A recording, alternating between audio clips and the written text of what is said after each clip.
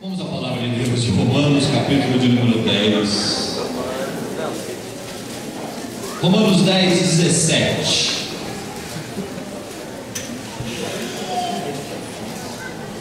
Romanos, capítulo de número 10, verso 17.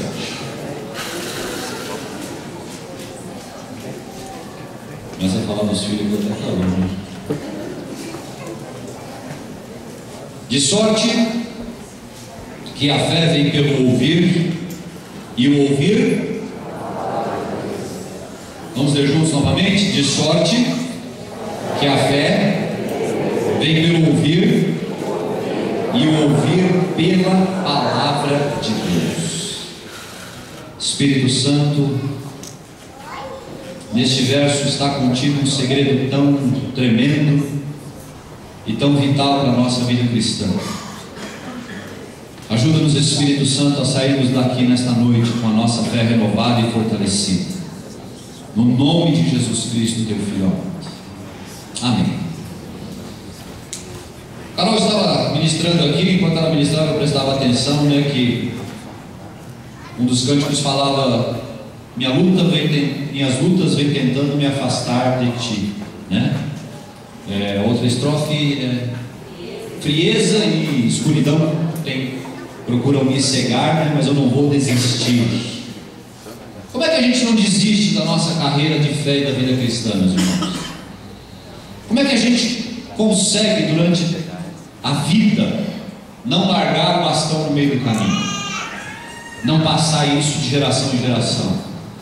Como é que a gente consegue, como a Edivanda, que confessou aqui: olha, eu fraquejei, eu fiquei abatida, mas foi fortalecida por quem? Pelo corpo, pelos irmãos. E o que os irmãos usaram para fortalecer a fé da Edivanda? Usaram a palavra de Deus.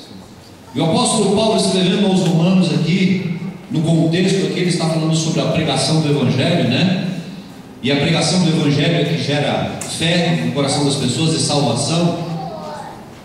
Amados, a gente vive numa dimensão de fé muito romântica. Nós vivemos numa dimensão de fé, às vezes, muito surreal, muito espiritual demais e pouco prática no seu contexto original. O apóstolo Paulo está dizendo que a fé ela não vem através de visões, de revelações, de outras ações na nossa vida, mas a fé ela tem a sua nascente, a fé ela tem a sua força, a fé ela tem a sua vida na palavra de Deus. Ninguém pode dizer que tem fé se não trazer consigo no seu coração e nos seus lábios a palavra de Deus. Ninguém pode dizer: olha, eu oro muito, pastor, mas não conhece a Bíblia. Não é verdade. Porque perceba, uma pessoa que tem mais tempo de oração é uma pessoa que consegue confessar mais a palavra de Deus. Porque quando a gente ora baseado apenas no nosso conhecimento, nas nossas palavras, a nossa oração fica pequenininha, fica limitada.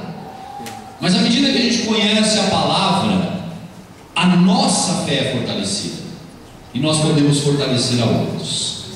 Então, amados, em primeiro lugar eu quero dizer aqui para nós nesta noite, e a gente tem vivido dias onde nós queremos conquistar coisas maiores em Deus, conquistar e passar por lutas, Quantos passam por lutas aqui? Deixa eu ver, por dificuldades. Como é que nós vamos vencer essas lutas e dificuldades? Eu pergunto para vocês. Vamos vencer com o nosso conhecimento? Vamos vencer com a nossa força? Nós vamos vencer pela confissão da palavra de Deus. É a palavra. Algumas coisas que se usa aí fora hoje podem até gerar no emocional um estímulo para as pessoas, como campanhas, como fogueira, como subir ao monte, enfim, até mesmo as pessoas que não são cristãs, que não têm a sua fé baseada no Evangelho, né? Elas acabam tendo uma fé motivada às vezes por pagamento de promessas, né? De não ver isso. As pessoas vão à Aparecida do Norte para pagar o quê? Promessas. E o que levou elas lá? Você pergunta no dia 12 de outubro lá para elas, né? Que é o dia que comemora, sei lá, o dia. Eles perguntam, eles dizem, não, eu vim aqui por causa da minha fé. Mas essa fé é baseada em quê?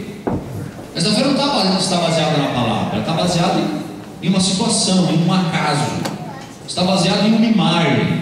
Esta fé não tem força, não tem sustentação. Essa fé, uma hora ou outra, ela vai sucumbir, porque a verdadeira fé vem pelo ouvir, e o ouvir pela palavra de Deus. Por que as pessoas começam tão bem a vida cristã e terminam tão mal? Porque não perseveram na palavra. Porque as pessoas começam às vezes com entusiasmo e param no meio do caminho, porque não conhecem a palavra. Porque crentes antigos, muitas vezes nós temos muitos anos de igreja, nós não conseguimos às vezes vencer situações da nossa vida, porque nos esquecemos de dar prioridade à palavra. A gente não renova. A gente já conhece um pouco da palavra, muitos versículos, muitos livros, e aí a gente vai deixando de ler a palavra diariamente, e isso torna a nossa fé pequena e fraca. Nossa fé é proporcional ao nosso conhecimento da palavra de Deus. Não podemos ter fé se não tivermos contato. A fé vem pelo ouvir e ouvir pela palavra. O que mantém o cristão em pé, meu irmão, o que te mantém em pé é o contato com a palavra de Deus. O que vai manter a sua fé viva é a Bíblia.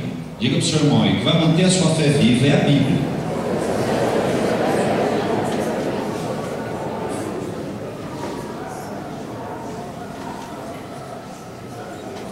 Por que Neemias, quando ele declara assim: o Deus dos céus é quem nos fará prosperar diante dos inimigos, por que ele continua a vencer?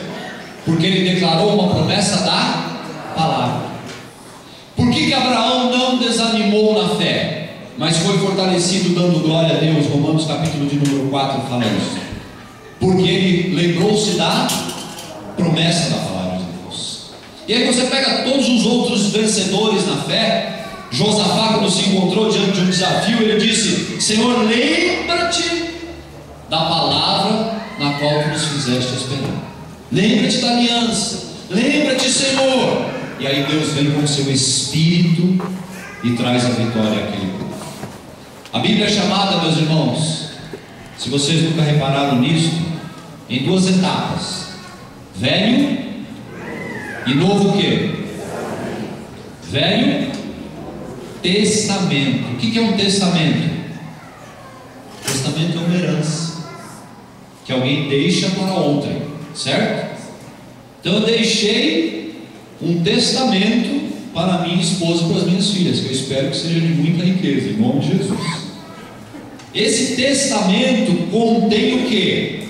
Riquezas que eu estou deixando para elas. Esse testamento contém valores. Esse testamento contém coisas que eu angariei durante a vida e deixo. Para uma eu deixo a casa, para outra eu deixo o cachorro, para outra eu deixo, né? No meu caso, né? Mas no caso de Deus, amados, Ele deixou para nós promessas para nos apropriarmos delas. Promessas que uma vez que nós cremos e as confessamos, nós tomamos posse dessas verdades. Nós vivemos hoje um cristianismo que tem a ausência da palavra de Deus. A ausência. As pessoas apenas vão atrás de pregadores, de pastores, de bispos, de apóstolos, que neles elas entendam que eles contenham um poder. O poder está com o bispo tal, está com o pastor tal, está com o fulano tal. E sabe o que acontece com essa geração, meus amados? Essa geração vai morrer sem ver as promessas de Deus, porque essa geração não toma posse da palavra e vai atrás apenas de homens. Não que nós não devamos olhar para os homens de Deus, Devemos sim olhar como exemplos, devemos sim olhar como aqueles que servem e amam a Deus com sinceridade, santidade e justiça, mas nós precisamos ter a nossa fé diária. Porque eu pergunto para você, segunda-feira, com quem que é a briga?